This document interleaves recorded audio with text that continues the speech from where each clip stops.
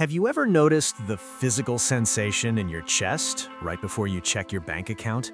For some people, it's a casual, fleeting thought, a quick tap on a screen just to make sure a transfer went through, accompanied by a slow, easy breath. But for others, opening that app feels like bracing for an impact.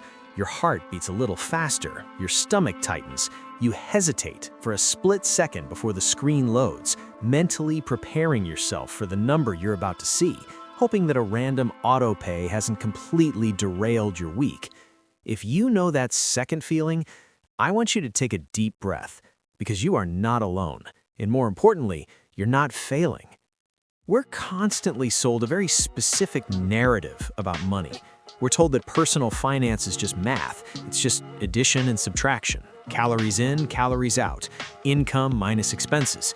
Society and a lot of financial gurus love to tell us that if you're struggling, you just need a better spreadsheet. You just need to cut out the coffee, stop buying avocado toast, and find the perfect budgeting app. But this is a massive misunderstanding of how human psychology actually works. It completely ignores the brutal, invisible reality of money. Budgeting on a low income and budgeting on a high income are not the same activity. They're not even in the same universe. We use the exact same word, budgeting, to describe two entirely different psychological experiences. Let's really break this down. When you have a high income, a budget is a tool for optimization. It's a roadmap for your choices. You sit down at the end of the month and you decide where your excess energy goes. Do we fully fund the brokerage account this month, or do we divert some of that cash to the vacation fund? If you go over budget on dining out, the consequence is incredibly mild. Maybe you save a little less that month. Maybe you pull from a buffer. The math bends to accommodate your life. Now, look at budgeting on a low income.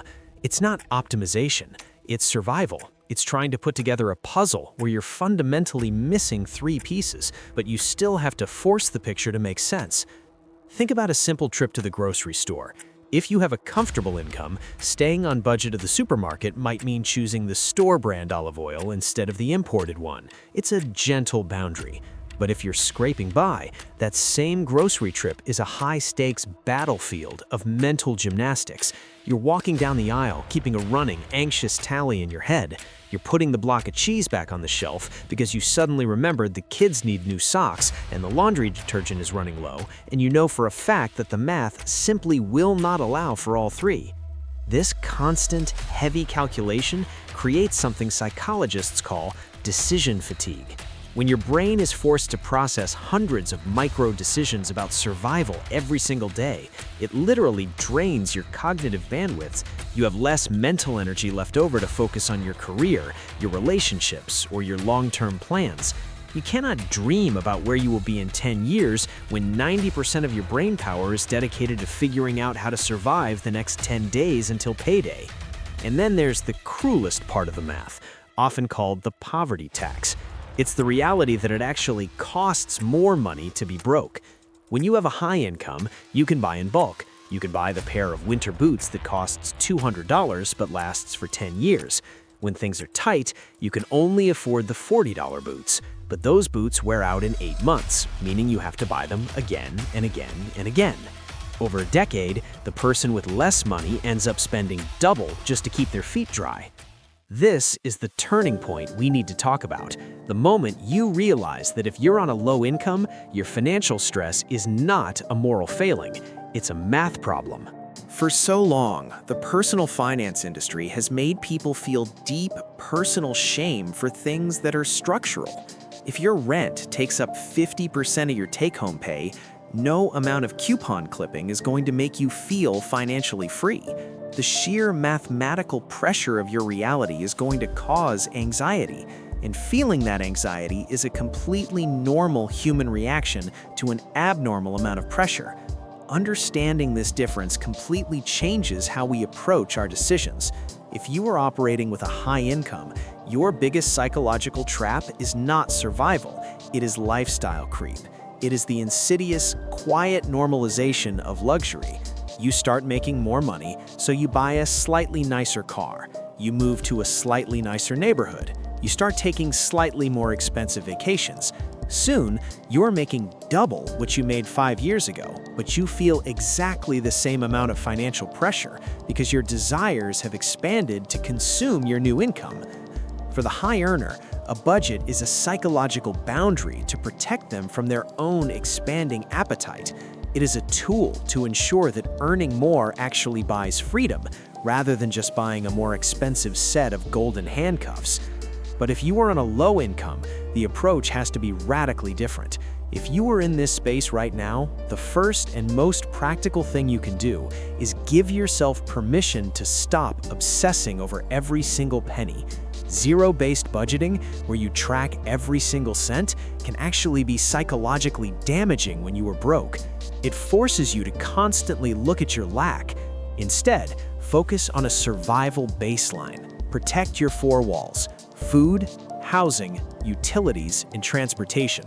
Automate whatever small, tiny amount you can into an emergency buffer, even if it's just $5 a week.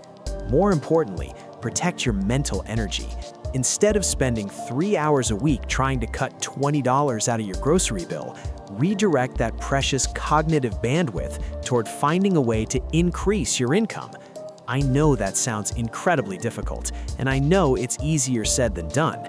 But the truth is, there is a floor to how much you can cut, but there is no ceiling to how much you can earn. You cannot budget your way out of a pure math deficit, so your ultimate goal has to be changing the math. You need to view your energy, not just your money, as your most valuable asset.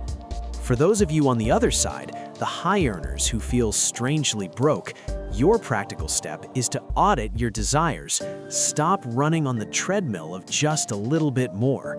Figure out what actually brings you deep, sustainable joy, and ruthlessly cut the spending that you're only doing to keep up appearances. Use your income to buy back your time and your peace of mind, not just better consumer goods. Money is deeply emotional. It's tied to our sense of safety, our ego, and our freedom. Whether you're counting every single dollar to keep the lights on, or trying to figure out why a six-figure salary still leaves you feeling empty, the root of the problem is always human. I want you to leave this with a sense of relief. If you've been struggling to make the numbers work, forgive yourself for the mistakes you made when you were just trying to survive. The system is heavy. It's okay to admit that it's heavy. Take a breath. Look at your reality without judgment. You do not need to fix your entire financial life by tomorrow morning. You just need to make the next right choice, however small it might be. Progress beats perfection every single time. Be kind to yourself today.